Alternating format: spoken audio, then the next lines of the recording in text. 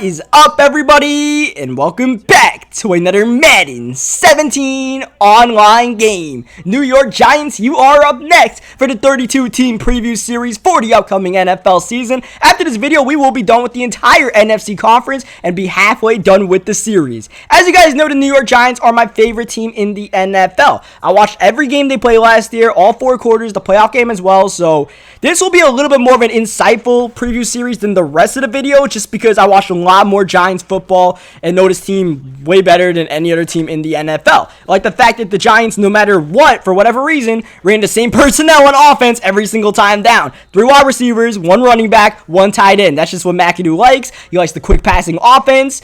And the offense underperformed last year. I think people thought the Giants offense would, be more prolific than it was with the names on the board. But they mainly relied on their defense. We're going to start off with the offense and then go into the defense. The running backs, the running game in general was one of the worst running games in the NFL last year. It was a question mark. Rashad Jennings wasn't good.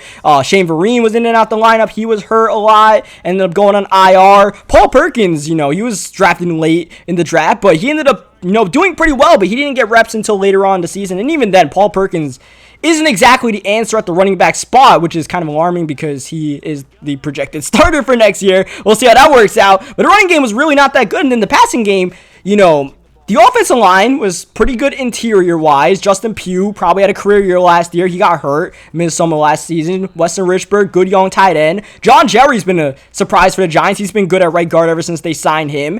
But the tackle spots are an absolute disaster. Eric Flowers and Marshall Newhouse / whoever the hell we put at right guard or right tackle, in my opinion, had to be the worst tackle combination last year, but I might be a little bit biased. Maybe Vikings fans will let me know that their tackle combo is worse with the amount of injuries they had, but the Giants, they would have literally been better off having just wooden planks at tackle spots, all right? Because those dudes were getting whipped around all over the place, and they did not improve that position this year. Besides signing DJ Fluker, who isn't really that good of an answer himself. They're really banking on Eric Flowers, former first-round pick, to improve majorly this season. And Eric Flowers, apparently he's lost a lot of weight in the offseason, so hopefully that works out for them. And then otherwise, they made improvements in the passing offense. Not necessarily in the running back spot. No improvements there besides a running back drafted in the 4th round. I think we have Sean Drawn on our roster. But wide receiver spot got improved by signing Brandon Marshall. And Brandon Marshall, at this point of his career, not the superstar he once was, but as a number 2 next to Odell Beckham Jr., who is fantastic, as you guys know, it's a good spot for Brandon Marshall to be at this point of his career. And then Sterling Shepard as a 3rd receiver. I really liked Sterling Shepard last year. I think he has a lot of potential. He was, he wasn't like superstar or anything last year, but I think he could really have a breakout year this year if things fall right. But the offense, a lot of the offense really falls on Eli Manning not making mistakes and getting time to throw the football and making the right reads and hopefully running the ball better. But at the end of the day, despite all that, I really think it falls on Eli Manning. And it's a little bit scary when your offense falls on Eli Manning because you just really know what you're going to get. You don't know what you're going to get from Eli Manning. Now let's move to the defensive side of the ball. The defense on this team really carried them last year. The Giants won a lot of close games, got hot late in the season, mainly on the backs of this defense. And it starts with Landon Collins. We think the Giants might have come out of nowhere last year. Some of it is just the free agent signings we made the last couple of years. But one big improvement from the Giants was Landon Collins. Last year, he was absolutely lost in coverage. Wasn't making open field tackles. Now, Landon Collins is one of the best safeties in the league after his last season. People remember that one pick six that he had in London, but Landon Collins is a tackling machine. He was the right place, right time, improved as the season gone on as well. Landon Collins was highly impressive, and he led one of the best secondaries in the NFL and shaping up this year to be one of the best secondaries in the NFL once again. Janoris Jenkins and Dominic Rodgers-Cromartie, they're big money guys, and this defense is full of guys that are really getting paid, all right? DRC, Janoris Jenkins, Pierre Paul finally got his big deal after battling the franchise tag ever since he blew off his finger. Olivier Vernon, high-paid guy, but these guys are performing. These guys are earning their money. They're playing like really good players. They're playing like, top 10 to top 15 players at their position, and that is what makes a really good defense on top of drafting Landon Collins. Unfortunately, and they got Damon Harrison, another guy who got paid. Damon Harrison might be a little bit underpaid for how good he is. He is part of the reason why the Giants have one of the best rushing defenses in the NFL. Teams have to pass along on the Giants because it's really hard to rush on Damon Harrison. Last year we had Jonathan Hankins. We don't have him anymore. But Olivier Vernon and Jason Pierre-Paul, those are guys that can stop the run and rush the passer. So that's really good because that allows them to stay on the field.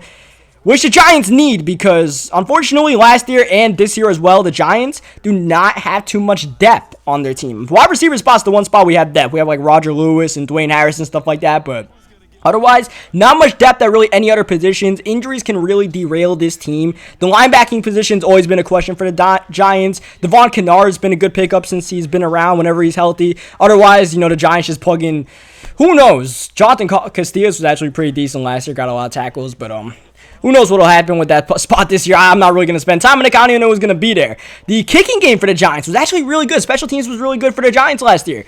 Even though, Josh Brown was let go due to domestic violence stuff. And Robbie Gould was brought in. Robbie Gould, they didn't ask Robbie Gould to kick like 50-yarders everywhere. So he was able to make most of his field goals. The Giants had one of the best kicking units last year. They also had one of the best punting units last year. My boy, I'm Brad Wing. Brad Wing, I love my boy Brad Wing, man. You talk bad about Brad Wing, I'll take that personally more than you talk bad about Odell or Eli Manning or Victor Cruz or something like that, right? Brad Wing's my guy right now. He was pretty good. I'm half joking, but still, the Giants, really good, but I don't even know who their kicker is going into this season. I don't think they know who their starting kicker is going to be at. It's going to be an open competition going into the season, so having that reliability of making almost every field goal last year into this, it could cause some question marks for the Giants. And unfortunately, that's what I see with the Giants. Just a lot more questions than answers. The good news for the Giants, the last couple of years, they haven't gotten value picks. When I say value picks, like good picks in the 3rd, 4th, 5th, 6th rounds. But at the top of the draft, they haven't really swung and missed, all right? Last couple of years, the guys they've drafted, Justin Pugh, Jonathan Hankins, Odell, Richburg, Flowers, Collins, Eli Apple, and Sterling Shepard. The only bad guy in there right now is Eric Flowers, and hopefully he turns it around. This year, it's Evan Ingram at the tight end spot, really hoping he steps up for the offense, and Dalvin Tomlinson, defensive tackle, hopefully the replacement for Jonathan Hankins. And they're not asked to do too much, but as long as they play a role, it'll help the Giants both have, a good offense and a good defense. They need these guys to come through, and then anything that happens afterwards, you hope is good. Last year's draft, though, they got a couple of value picks. Darian Thompson, unfortunately, didn't play, but hopefully he plays some sort of role. Adams is the free safety right now, and rightfully so. He was pretty good last year as an undrafted free agent, which is something the Giants have done pretty decently. And then they got Paul Perkins in the 5th round, so, hopefully this year's draft class looking pretty good as well. They got a quarterback who's definitely not going to play this year. They got a running back who might get some touches with the way this team is. But, at the end of the day, I feel like this Giants team just has a lot more questions than answers. And as a result, I'm really not feeling them winning the NFC East this year. I don't think, we've gone through the NFC East. They have tough schedules all over the place. The Giants, no exception. And as a result, I think the Giants, they go somewhere between 7-9 and 10-6. I think there's really a wide window for this team to, if the defense is still elite, then yeah, they can win the NFC East. But I personally don't think they will. I think it's going to come down between the Eagles and the Cowboys. I think the Giants are probably going to finish 3rd in the East this year with somewhere between like an 8-8 and 9-7 record. I'm a little bit skeptical of this team this year, unfortunately. So you guys think I get roasted by other teams? I'm about to get roasted more by like my own people, the Giants fans, more than anyone else. Well, so that's just my personal take on the team. Let me know what you guys think. There's definitely a lot of room for improvement for this team because last year, they didn't really play that well, but still made the playoffs. So hopefully they can improve and make the playoffs once again and make a big run because they definitely have a defense to make a run in the playoffs. So we'll see what happens. Leave a like if you guys enjoyed it. Subscribe for more. Giants fans, don't get on me too hard, man. And I'll catch you guys next time.